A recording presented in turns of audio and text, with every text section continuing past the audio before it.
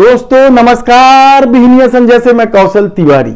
स्वयं को दूध का धूला और विरोध के तमाम स्वर को देश विरोधी, राष्ट्र विरोधी, हिंदू विरोधी बताने की साजिश या परसेप्शन गढ़ने की कोशिश में इस देश में क्या कुछ हो रहा है, यह आप सुनकर देखकर हैरान हो जाएंगे। कल नेशनल हेराल्ड समेत 12 ठिकानों पर ईडी का छापा पड़ा। संजय राउत गिरफ्तार कर लिए गए हैं। आने वाले समय में किसे गिरफ्तारी करना है यह सत्ता तय करेगी, ईडी तय करेगी, यह अभी भविष्य के गर्भ में है। लेकिन विरोधियों को नीचा दिखाने या विरोध के स्वर को कुचल देने, खरीद लेने की इस दौर में कल संसद में जो कुछ हुआ वह कम हैरान कर देने वाला नहीं है। महंगाई के मुद्दे पर चर्चा शुरू हो गई है। सत्ता यह मानने को तैयार नहीं है कि उसकी नीति की वजह से महंगाई इस देश में चरम पर है। आम आदमी का जीना मुश्किल हो गया है। देश की आर्थिक स्थिति बदहाल है। तब कल संसद के बहस में जो वित्त मंत्री ने कहा वह भी कम हैरान कर देने वाला नहीं है।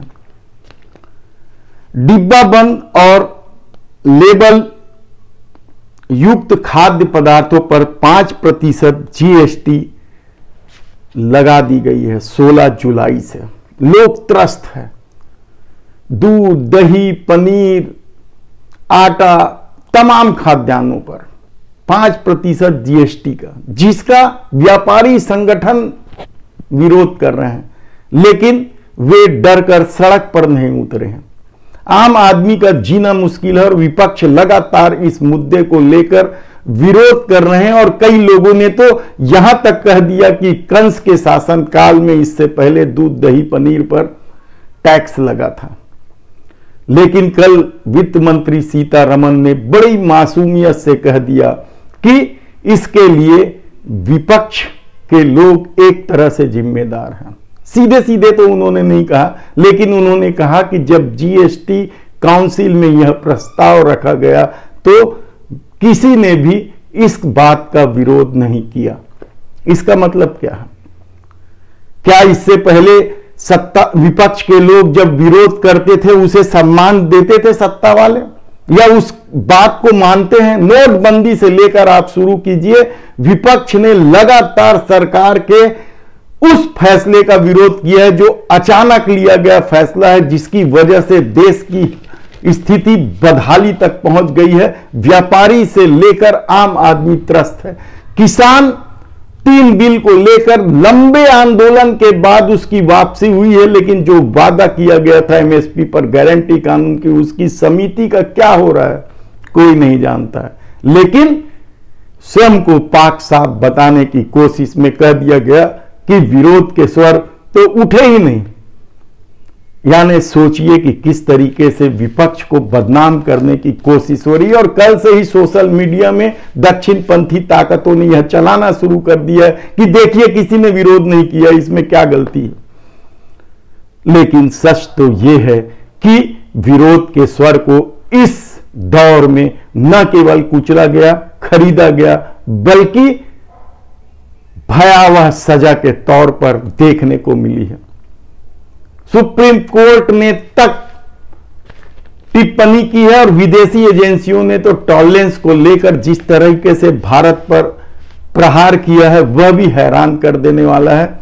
लेकिन सत्ता सब कुछ विपक्ष के पाले में डालकर महंगाई से मुक्त हो जाना चाहती है।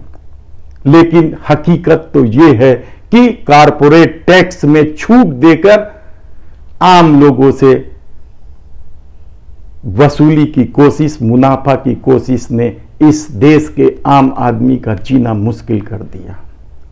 दूसरी तरफ छत्तीसगढ़ में कर्मचारी आंदोलन 22 अगस्त से शुरू होगा। क्या होगा, किस तरीके से होगा, अनिश्चितकालीन आंदोलन है। उससे पहले क्या सरकार यह सब कुछ ठीक कर लेगी, यह एक अलग सवाल है। करनी पावर प्लांट को लेकर कल बाहर से आए गुंडों द्वारा वहां के किसानों को धमकाने की कोशिश को लेकर महासमुंद में रिपोर्ट लिखाई गई है। कार्रवाई क्या होती है यह देखना होगा।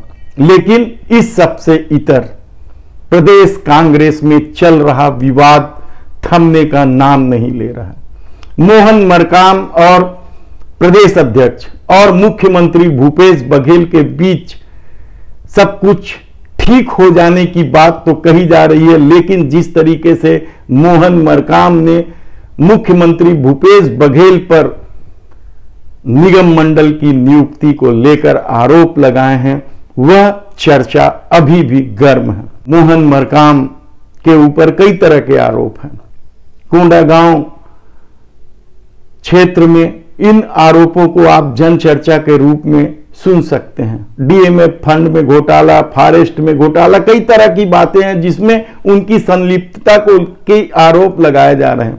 और अब तो एक कॉलोनी बन रहा है अंजलि, उसमें भी जमीन घोटाले को लेकर मोहन मरकाम के खिलाफ कल शिकायत की गई है। मालिकाना हक की जमीन को प्लाट काटा गया और इसके साथ ही जंगल की जमीन को भी बेच देने की जो चर्चा शुरू हुई है या इसे लेकर कल ज्ञापन दिया गया है, वह भी चर्चा का विषय है। तो क्या प्रदेश अध्यक्ष मोहन मरकाम जमीन घोटाले में फंसेंगे?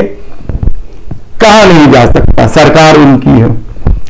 और यदि भूपेश बघेल से उनके संबंध सुधर गए हैं तो यह मामला भी यदि लीपापोती हो जाए या जांच के नाम पर लटका दिया जाए तो कोई बड़ी बात नहीं है। लेकिन मोहन मरकाम के कार्य पद्धति को लेकर जिस तरीके से आरोप लगने लगे हैं, घोटाले में उनके नाम घसीटे जाने लगे या लिए जा रहे हैं, जैसा भी आप कह लें, वह क्या मुख्यमंत्री के ध्यान से बाहर है? कल ज्ञापन सौंपा गया है कोंडागांव में।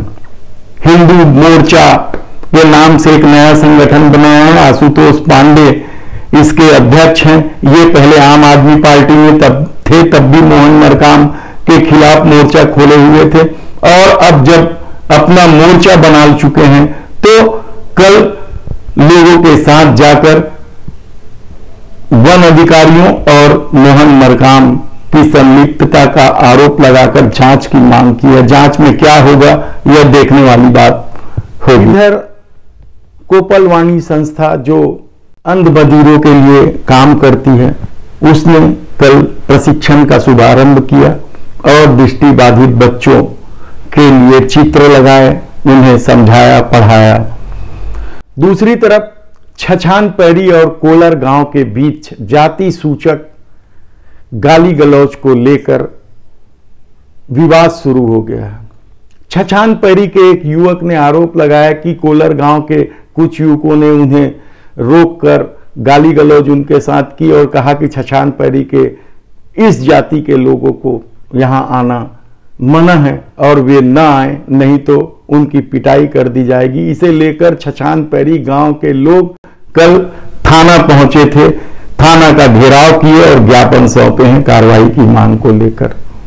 तो कानून व्यवस्था को लेकर भूपेश सरकार एक तरफ प्रशासनिक फेरबदल कर रहा है, दूसरी तरफ चाकूबाजी की घटना राजधानी में बढ़ गई है। अब देखना यह है कि इस मामले में क्या कुछ होता है। उधर अमेरिका ने अलकायदा सरगना अल जवाहिरी को मार गिराया है और कहा है कि 9/11 के पीड़ितों को न्याय मिला है। भारत के लिए भी यह राहत की बात हो सकती है क्योंकि जवाहिरी भारत के खिलाफ भी मुखर थे। आज बस इतना ही, धन्यवाद।